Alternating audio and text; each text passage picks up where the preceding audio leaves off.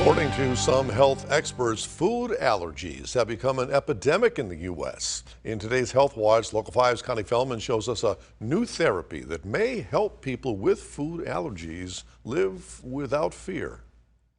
Milk, soy, eggs, wheat, peanuts, tree nuts, sesame, fish and shellfish, the list goes on.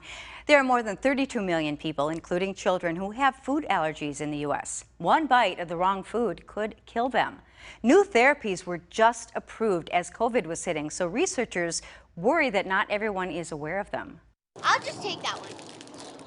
A popsicle is safe for Adelina Zeman, but not everything is. I was throwing up and my skin was really rashy. Adelina is allergic to peanuts, and she knows all too well that she can't enjoy everything her little sister Zoe can. She and her friend got into a bag of what they thought was M&Ms, but were Reese's Pieces. 1 in 50 kids has a peanut allergy, like Adelina. It's the most likely food to cause a reaction. In fact, there's been a 21% increase in peanut allergies in children since 2010. New oral immunotherapy, or OIT, is the latest therapy that slowly introduces tiny doses of the forbidden food. We actually start with 1/600th of a peanut. In 2020, the FDA approved the first treatment for kids 4 to 17 with a peanut allergy.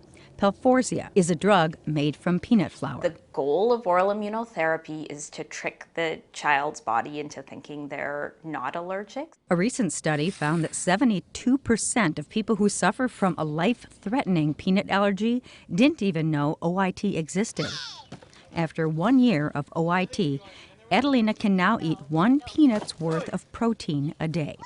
Every morning I mix in peanuts with something else, and I have to eat it.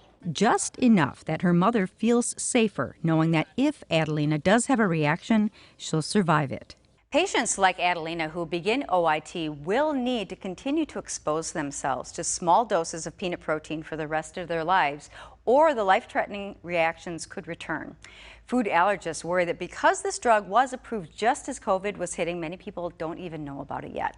And that's your Health Watch. I'm Connie Feldman, Local 5 News.